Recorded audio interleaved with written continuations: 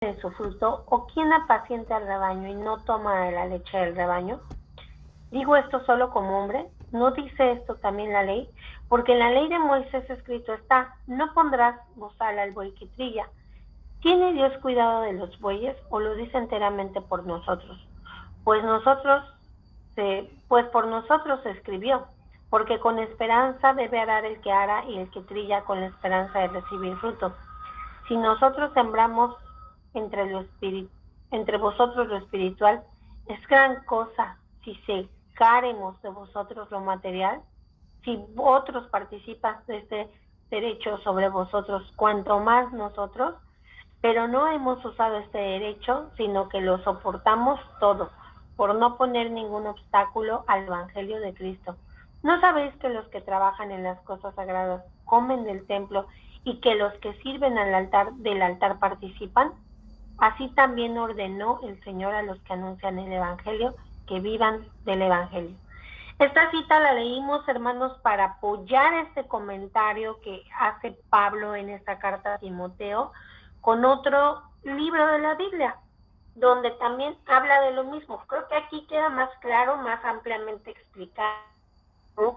Pablo tal cual lo dice. O sea, cuando en Deuteronomio la palabra de Dios dice: no pondrás bozal al buey que trilla, no lo dice por el buey, no es que Dios no tenga cuidado de los animalitos. Sabemos que los animalitos, dice la palabra de Dios, mire, el ave no se preocupa por qué va a comer mañana, ¿no? Y Dios les da de comer diario. No es que no le preocupen, pero se está refiriendo al ministro de Dios, que tiene derecho a comer. Y aquí creo que más claro no puede estar cuando Pablo dice: nosotros sembramos lo espiritual, ¿por qué no hemos de cegar lo material de vosotros? O sea, sí es cierto. Yo creo que el ministro de Dios no tiene que ir con la mentalidad de: ay, bueno, a ver cuánto me van a pagar y a ver si me conviene, ¿verdad? No confundamos las cosas. Ese es otro tema. Y sabemos, ya hemos visto aquí cómo debe ser el ministro de Dios, porque es un hombre bondadoso, un hombre no avaro, no ambicioso.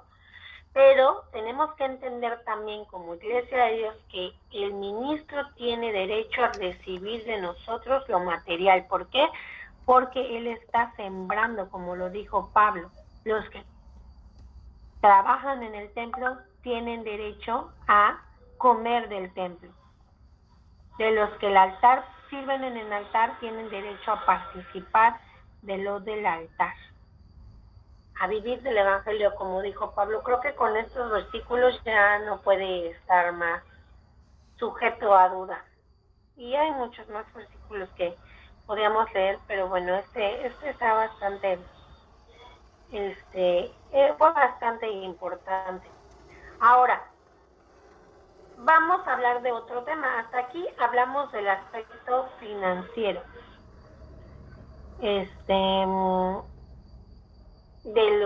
Del cuerpo que gobernaba a la Iglesia de Cristo. Aquí vamos a entrar, el versículo siguiente habla de otro aspecto, que es las acusaciones en contra de los ancianos. Primero hablamos de que pues, tienen derecho a vivir del Evangelio, y ahora vamos a ver qué pasa cuando hay acusaciones de que un anciano está pecando o está haciendo algo incorrecto por parte de la Iglesia, estas acusaciones. Y Pablo también dio instrucciones acerca de qué hacer cuando hay acusaciones en contra de los ancianos. Dice el versículo que habla de esto, que es Timoteo 5:19: no admitas ninguna acusación en contra de un anciano, a no ser que esté respaldada por 2 o 3 testigos. Es decir, si alguien llega contigo, una persona, y te dice: no, es que fulanito de tal anciano, ministro, póngale el nombre que quieran, pues ni sé cómo lo tienes ahí, porque fíjate que aquello, y empieza a murmurar en contra de él. La palabra de Dios dice: no la admitas.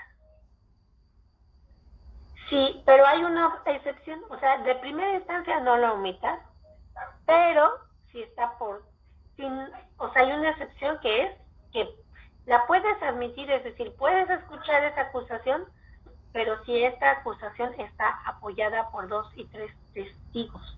En la ley del hombre, cuando se lleva a cabo un juicio para determinar si el hombre es culpable o no, tiene que haber evidencia material, o sea, pruebas de la acusación que se le está haciendo a ese hombre es real, y aparte de esa acusación, testigos. Y los jueces tienen que juntar pruebas, testimonios, una serie de evidencias para poder determinar con su buen juicio, pero basado en todo esto, si la persona es culpable o no. ¿Por qué habríamos de creerle a una persona entonces que venga y nos diga que fulanito de tal hizo tal cosa? Eso es verdad. También tiene que haber aquí una especie de procedimiento para poder dictaminar si la acusación en contra de o algún anciano de alguna persona en la iglesia que esté sirviendo es real y procede y que se va a hacer. No podemos hacer caso de cualquier comentario. De hecho, el pastor de mi iglesia local es muy tajante, siempre nos ha dicho, a mí ni me vengan a hablar mal de ninguno de mis líderes, porque inmediatamente, pues no, o sea, no lo voy a creer, ¿no? Están ahí por algo. Entonces, y Dios nos libre de acusar falsamente a un siervo de Dios. Pero no debemos de creer que por ser siervo de Dios ya es libre de pecado y no puede desertar de la fe. Esto pudiera pasar. Pero ¿qué dice Pablo? Que si algo así realmente pasara, esta acusación tendría que ser respaldada por 2 o 3 testigos. Y no está sacada de la manga, o sea, así actúa nuestro sistema penal al menos, ¿no? ¿Por qué? Porque eso da más velocidad y da apoyo a la acusación que se está haciendo en contra de la persona. Entonces, esa es la forma correcta en que podría escucharse una acusación en contra de algún ministro de la iglesia. Dice,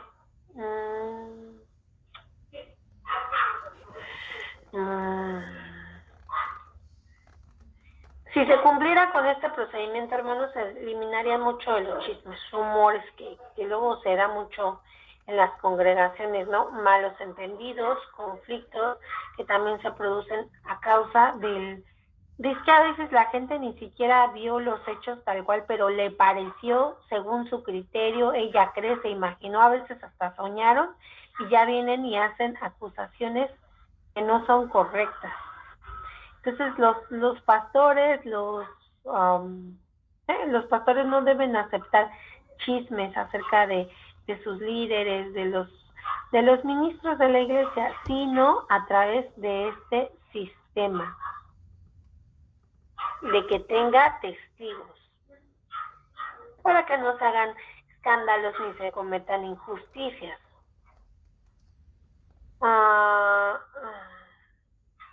Encontré un comentario donde dice que las palabras originales de este versículo dicen así: contra un anciano no recibas o admitas acusación formal, excepto sobre o en base de 2 o 3 testigos.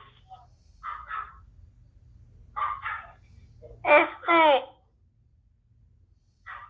sistema que está pidiendo aquí Pablo que se aplique ya estaba escrito en la Biblia. Voy a buscar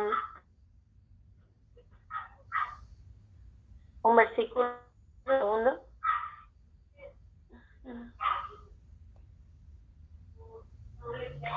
Dice la palabra de Dios en Deuteronomio 19:15: un solo testigo no bastará contra ninguno, por cualquier delito, o por cualquier maldad, o por cualquier pecado que se haya cometido. Por boca de 2 testigos, o por la boca de 3 testigos, se establecerá el asunto. Este comentario de Pablo, este procedimiento de Pablo, no se lo inventó Pablo. Dios ya lo había establecido desde el Antiguo Testamento. Una sola acusación no basta. Tiene que haber 2 o 3 testigos para que tal vez proceda la acusación. Y ni siquiera es que porque 3 ya hay que apedrearlo, ¿verdad? sino para que empiece a proceder. Entonces, esa es la forma correcta de proceder en el caso de que un hermano esté cometiendo un pecado. Tiene que haber más de una acusación, tiene que haber 2 o 3 testigos. Vamos a leer otro versículo.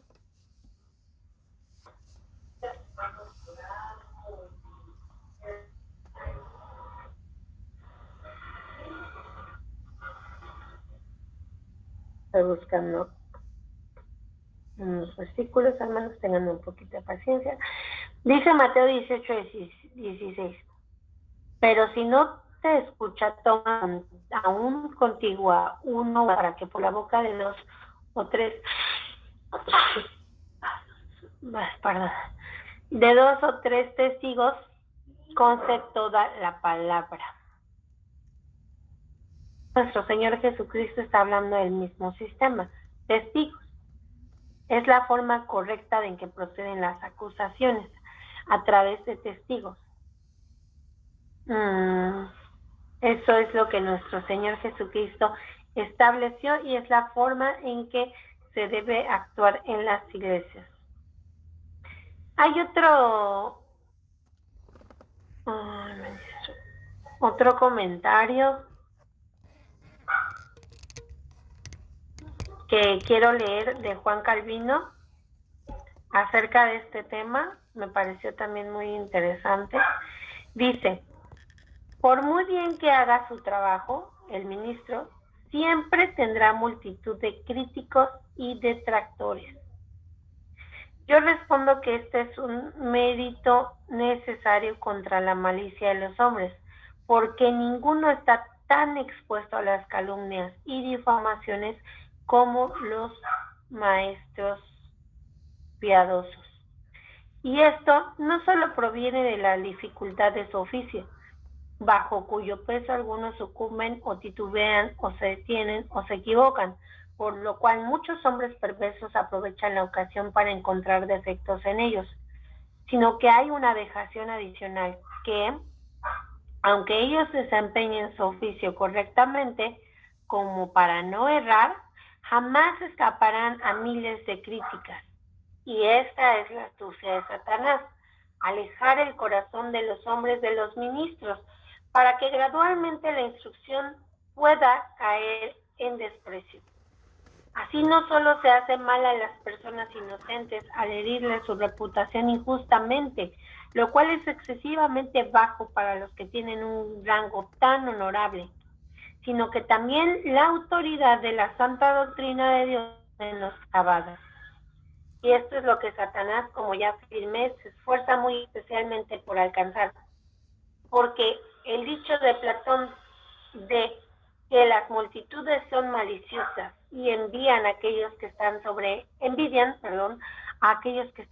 ellas, no solo es cierto en este caso, sino que cuanto más seriamente se esfuerza un pastor por extender el reino de Cristo, tanto más es envidiado y tanto más fieros son los asaltos de que es objeto. Y no solo esto, sino que tan pronto como se hace pública una acusación contra un ministro, se cree tan plenamente como si ya tuvieran todas las evidencias. Esto no se debe únicamente a un más elevado nivel de excelencia que se exige de los mismos, sino porque casi todos son tentados por Satanás a una excesiva credulidad, de modo que, sin hacer ninguna investigación, apresuradamente condenan a sus pastores, cuyo buen nombre debieron más bien el haber defendido. Este comentario de Calvino me dejó así con la boca abierta. La verdad es que, yo hubiera leído ese pasaje, es más, no sé cuántas veces lo habré leído y jamás me habrían pasado palabras de Juan Calvino por la mente. Por eso creí tan importante en esta noche compartirles sus palabras textuales. Y yo creo que hay mucho que analizar de estas palabras de Calvino, ¿no? Primero habla de que nadie como los hombres de Dios, los ministros de Dios, están tan expuestos a las calumnias y las difamaciones.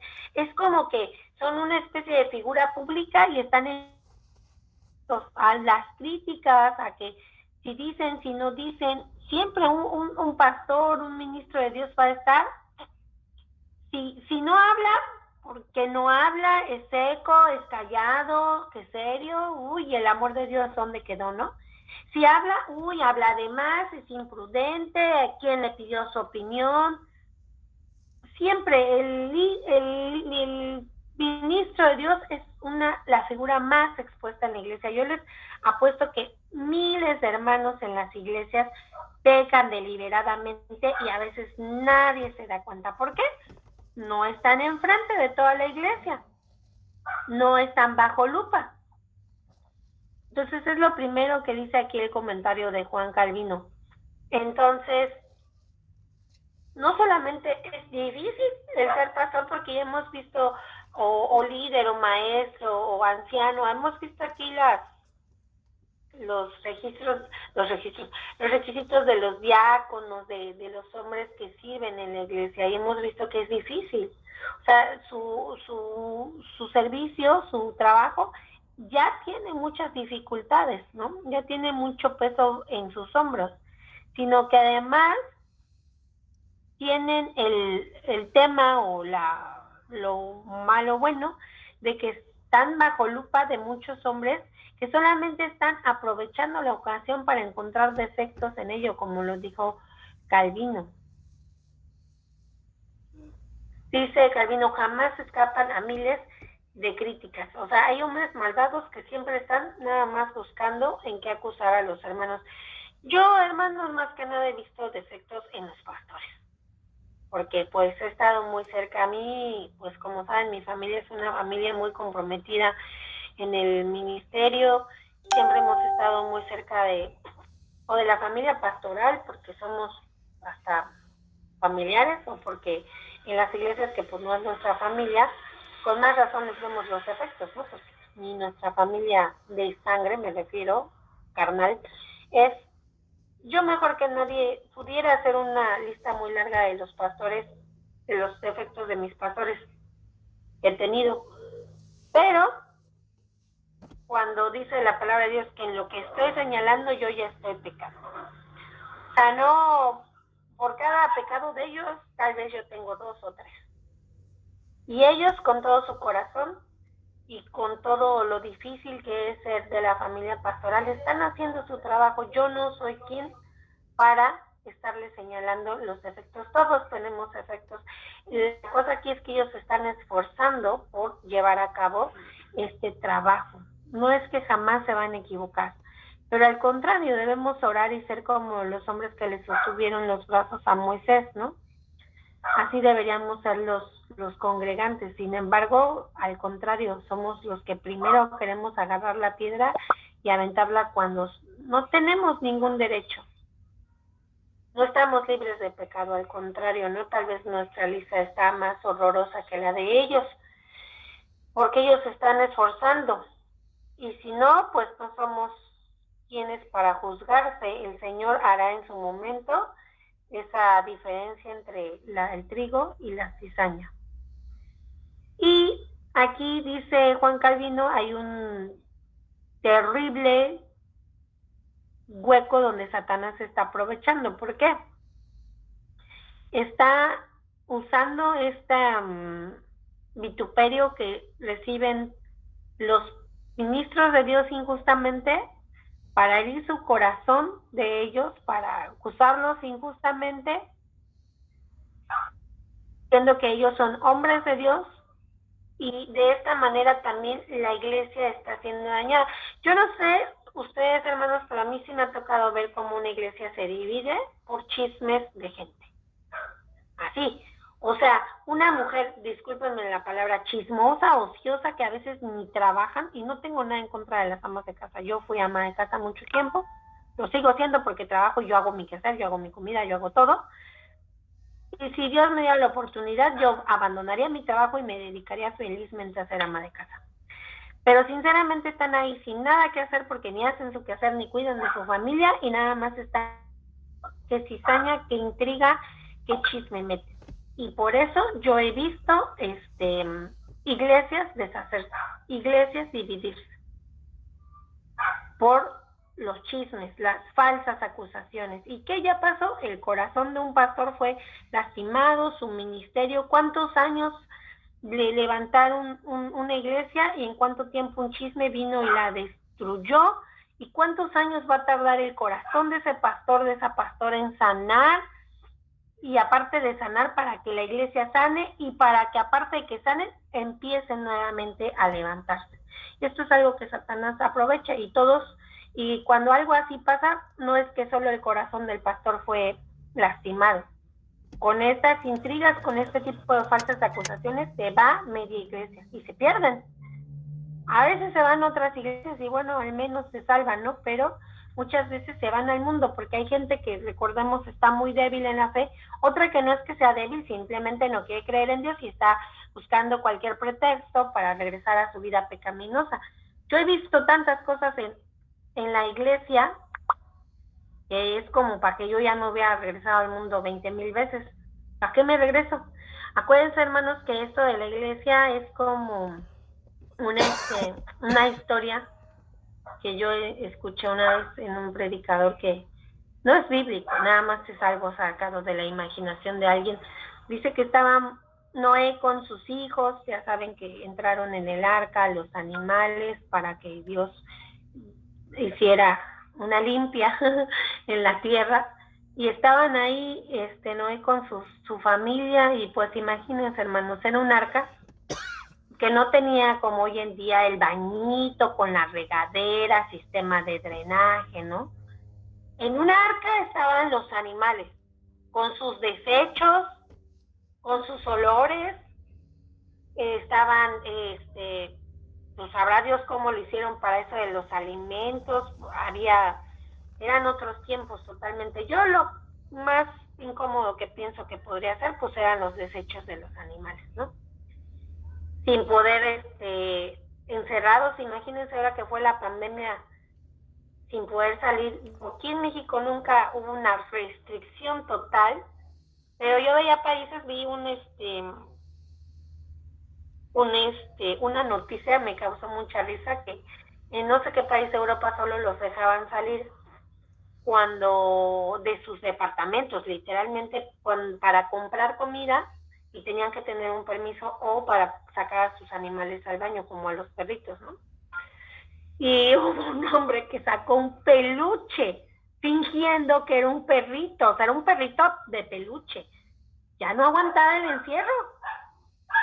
Y yo me acuerdo que íbamos bien poquitos días de pandemia, ¿no? Imagínense, a Noé y su familia encerrados, sin Netflix, sin WhatsApp, sin Facebook, sin TikTok y sin HBO y sin nada, más que malos olores, tal vez oscuridad, desesperación, y andaban como decimos acá en México, leoncitos enjaulados, ¿no? Y en una de esas dice uno de los hijos de Moisés, no, ya papá, no aguanto. O sea, yo de verdad ya no aguanto estar aquí, esto apesta, estoy harto, o sea, yo ni quería estar aquí, me largo, papá, no puedo más. O sea, de verdad ya no puedo más. Esto es muy incómodo para mí. Me dice, ok, hijo, vete. Y se asoma y dice, no, pues sí, me voy. ¿Y a dónde se iba, hermanos? Si no había otro lugar. El arca era el único medio para salvarse de esa destrucción. Así es hoy en día. No es que adentro de la iglesia no hay cosas. Hay gente que va entrando y se trae con ella un montón de cosas feas que van a ir depurando poco a poco. Hay pastores que se están esforzando. No decían que la iglesia no es un lugar para santos, sino para pecadores. Claro, esforzándose, ¿verdad? Por ya no pecar.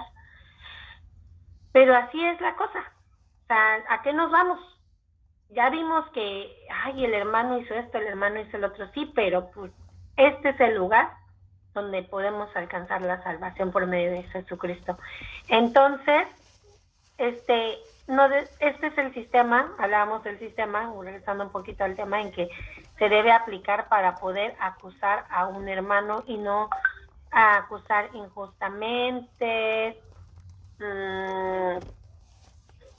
y no dividir iglesias, no mandar gente de alguna manera al infierno, porque se divide la iglesia y les decía, mucha gente se pierde. Decía aquí Calvino tanto que de un comentario de Platón, ¿no? Que las multitudes son maliciosas y envidian a aquellas que están sobre ellas. Sí, es cierto, hermanos. O sea, yo he visto cómo el pastor está llegando tempranito, llegando bien vestidito, así, con toda la buena intención y predicando con los nervios, y sabrá Dios si en su casa, en su familia o en el camino todo lo que habrá pasado para que él llegara a ese momento y compartiera la palabra, y la está compartiendo y por acá murmurando acerca de él. Eso es deplorable. Sí, es cierto, tenía razón Calvino, tenía razón Platón, tenía razón Pablo, ¿no? No debe haber ese tipo de acusaciones injustas, sino basadas en pruebas, en evidencias y en testigos, porque no estamos diciendo tampoco en este grupo que ellos no pequen y que no hay pastores que cometen pecados graves, ¿no? Porque todos cometen pecados, todos cometemos pecados, sino que más bien se deleiten en el pecado. Y a ver, dice la palabra de Dios aquí. Entonces me pareció muy importante leerles esos versículos esos comentarios de Calvino. Me parecieron muy, que nos podían aportar muchísimo. Dice el versículo 20, a los que persisten en pecar, reprenderlos delante de todos para que los demás también teman. Y yo me quedé así de wow. Dice, en la Nueva Versión Internacional, dice, a los que pecan, reprenderlos en público para que sirva de escarmiento. De aquí me parece muy importante rescatar esta palabra, para que sirva de escarmiento. Esto me recordó un poquito ese sistema que se sigue todavía, creo que hay en el lejano oriente, de que si cachan a una persona haciendo algo que es contrario a su ley, a su religión, en la plaza pública lo exponen. Ahí le cortan la cabeza, ahí lo ahorcan, ahí lo que voy a hacer. ¿Para qué? Para que los demás teman.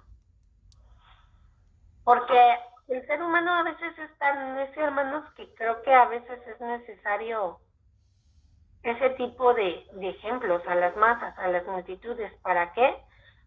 Porque a veces solo así entendemos los seres humanos, a través de ese tipo de ejemplos.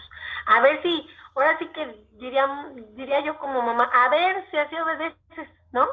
A ver si por lo menos por la pena de que te expongan ahí en público, delante de todos, te digan, ay, mira, este acaba de hacer esto, a ver si al menos por eso te comportas decentemente, ¿no? Dice el versículo 21:3, carezco delante de Dios y del Señor Jesucristo y de sus ángeles escogidos, que guardes estas cosas sin prejuicios, no haciendo nada con parcialidad. Y aquí Pablo le está pidiendo a Timoteo así. Yo siento estas palabras de te encarezco delante de Dios y del Señor Jesucristo, es decir, es como una súplica casi, ¿no? Y por donde está poniendo delante como testigo el Señor Jesús, los ángeles. ¿Qué le está pidiendo en especial a Timoteo? Que siga las instrucciones que Pablo le acaba de dar acerca de la honra, de la paga y de cómo se tenía que tratar a un anciano de la iglesia, a un gobernante de la iglesia, aquellos que sirven en la iglesia. ¿Cómo? Y todo esto sin dejarse llevar por prejuicios ni favoritismos, porque ese es otro peligro que puede suceder en la iglesia. Que, ay, bueno, pues es que me cae bien, es mi hermano, amigo del alma, pues entonces no voy a creer nada de lo que me digan de él. Aunque me vengan con pruebas, con testigos, o si ya tengo las evidencias en la mano, pero pues no voy a aplicar ninguna corrección. ¿Por qué? Porque es mi amigo, ¿no? Independientemente de su puesto, es mi amigo.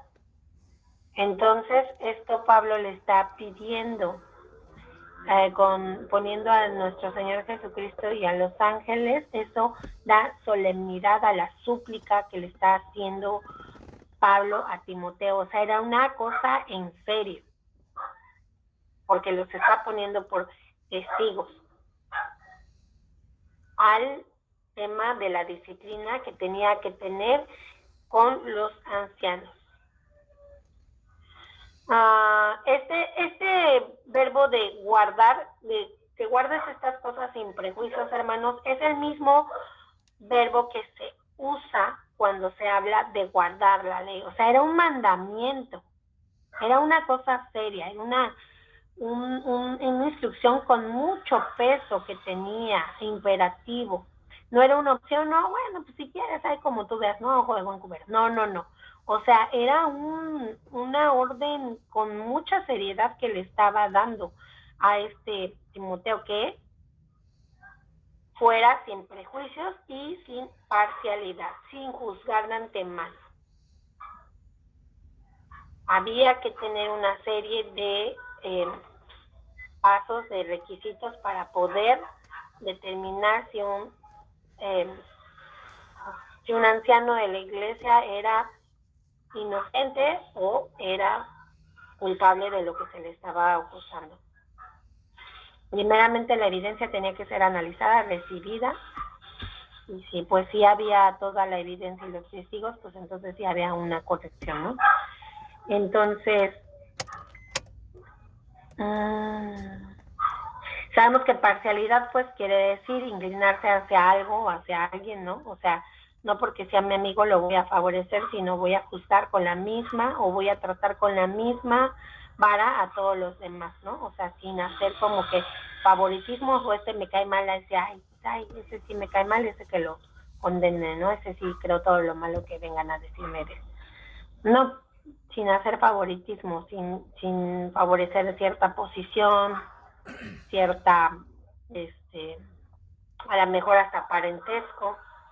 Que Dios no hace acepción de personas, nosotros tampoco debemos hacerlo. Le decía a él a Timoteo, sin prejuicio ni parcialidad, ni respecto al anciano acusado ni al acusador de él, sino a actuar con Dios como testigo y como testigos también los ángeles. Entonces, pues hasta aquí me tocó compartir los versículos del día de hoy hasta este versículo 21.